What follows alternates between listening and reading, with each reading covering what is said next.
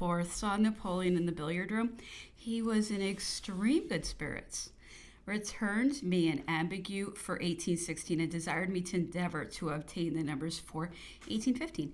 In answer to a question of mine about P, he said, P is a polisson, blackguard, who would write for anybody that would pay him. He made offers to me to change his style and write for me in such a manner that the British government would not be aware that he was employed by me. One time in particular, he sent the police an MS copy of a book written against me with an offer that it should not be printed, provided he were paid a certain sum of money. This was made known to me. I ordered the police to answer that if he paid the expense of printing, the work should be published in Paris for him. He was not the only one who made offers of the kind to me when I was in power. Some of the editors of the English newspapers made similar advances and declared that they could render me most essential services, but I then did not attach sufficient importance to it and refused them. Not so the Bourbons. In 1814, the editor of the blank newspaper was paid about £3,000 of your money, besides having a great number of copies taken. I told you before that I found his receipt among Blackus's papers on my return from Elba. I do not know if he is in their pay now. In that year, also a great number of pamphlets were printed in London against the Bourbons, and copies of each sent over to them, with the threat of publication if they were not paid. The Bourbons were greatly frightened and greedily bought them up. There was one pamphlet in particular, a terrible libel against the late Queen of France, which it cost them a large sum of money to suppress. When I was on the throne, continued he, there were 30 clerks employed in translating the English newspapers and in making extracts from English works of merit. Matters which appeared of importance were extracted from the newspapers and daily submitted to me, but I never had it done in my presence or endeavored to accompany the translator in his progress. As has been asserted, I did not even know the English article "the" at the time. Indeed, to me, it was not of sufficient importance to learn the language purposely to read the papers, especially as I had letters and intelligence constantly from the spies in England. The papers, however, served to corroborate their information relative to the movements of troops assembling and sailing of men of war and other measures of government.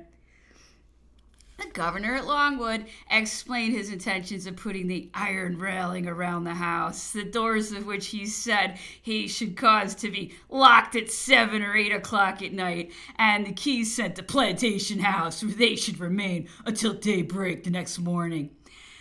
The 5th, the Tortoise Store ship, Captain Cook, arrived directly from England, which she had left on the 18th of December, 1816, went to town and learned that Warden had published a book about Napoleon, which had excited considerable interest and was supposed to have produced a favorable impression towards him. Received some newspapers containing extracts from the work. On my return to Longwood, I found Napoleon in quite different spirits from yesterday. He was reclining on his sofa in a very pensive attitude, his head resting on one of his hands and apparently melancholy. His morning gown was on, a madras around his head, and his beard unshaved. In rather a desponding manner, he asked me, "What news?" and if the ship had arrived from England. I replied that she had arrived direct from that country, after having related some of what I had heard and conceived to be most interesting. I mentioned that a book had been published respecting him by Warden, which had excited great interest. At the name of Warden, he raised his head and said, "What? Warden of the Northumberland?" I replied in the affirmative. "What is the nature of the work? Is it for or against me? Is it well written? What is the subject?" I replied that it was a description of what had passed on board of the Northumberland and here, that it was in his favor, and contained many curious statements, and also refutation of some accusations that had been made against him, an explanation about the affair of the Duc d'Enghien, and that it was well written. "Have you seen it?" I replied, "No." "Then how do you know it is in my favor, or that it's well written?" I replied that I had seen some extracts from it in newspapers, which I gave to him. He sat down to read the papers, asked the explanation of a few passages, and they were true. Inquired what Warden had said of the Duc d'Enghien. I replied that he asserted that Talleyrand had detained a letter from the Duke for a considerable time after his execution, and that he had attributed his death to Talleyrand. Di questo non c'è dubbio. Of this there's no doubt, replied Napoleon. Napoleon then asked how the work had been received in England. I replied, I had heard that it had succeeded very well. He asked whether the ministers were pleased with it. I answered that they had not as yet shown any displeasure, as Warden had been recently appointed to a ship. I suppose, said Napoleon, that he has arranged it so as to please the ministers? I replied that from what I had been able to learn, he had endeavored to state the truth. I then assisted him in reading over some extracts which were in the Observer, the correctness of which he admitted. He perused very attentively and made me explain to him 3 times an article which stated that the Empress Marie Louise had fallen from her horse into the Po and with difficulty had been saved from a watery grave. He appeared considerably affected by the perusal. Subsequently, he conversed about the tumults in England and the distress of the poorer classes.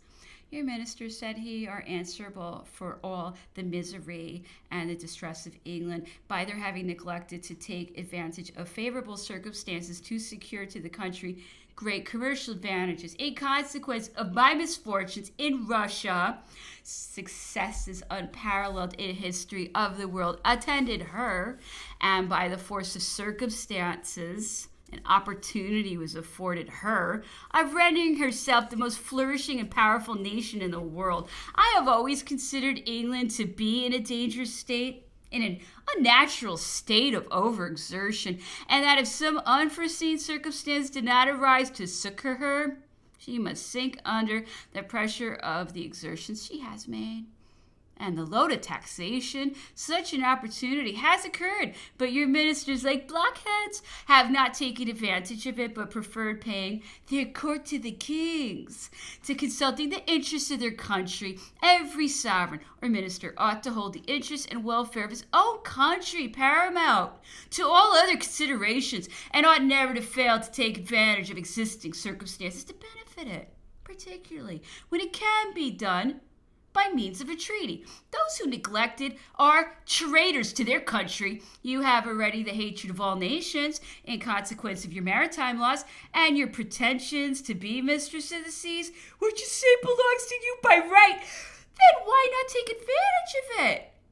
You have made a most unprofitable bargain. You have the hatred of all other nations on account of your maritime pretensions without enjoying any benefit from them. Ministers do not know the situation of their own country. It appears to me, continued he, to be clearly the intention of your ministers to subject England to a military yoke, to put down by degrees the liberty which prevails there, and render their own power unlimited. All those honors conferred upon the military and the tenor of several other steps lately adopted are only so many preliminaries towards it. I can discern their object. Assistance, if necessary, will probably be rendered by the other sovereigns of Europe, who are jealous and cannot bear the idea that England should be the only free nation in Europe. They will all assist in putting you down. I observed that the English would never submit to be made a nation of slaves. He replied, there is every appearance that the attempt will be made. Some broken numbers of the Times and a few letters sent up by the governor. General Gorgo received a letter from his sister which informed him that Sir George Cockburn had called twice to see his mother in Paris. This mark of attention on the part of the admiral quite enchanted General Gorgo. Count and Countess Bertrand were in raptures, as the same letter stated that Madame Dillon, the countess's mother, was doing well. Though for many years a wanderer, I have never observed so forcibly before the satisfaction and consolation afforded supported by a letter from distant relations or friends, to those who are separated from their home by the joy in the countenances of some at Longwood, it was easy to distinguish those who had received intelligence. As to the melancholy dissatisfaction portrayed in the others, because it denoted the contrary, there was no necessity for asking any questions. A liner writing from Europe is at Longwood a treasure above all price. Fourth, saw Napoleon in the billiard room.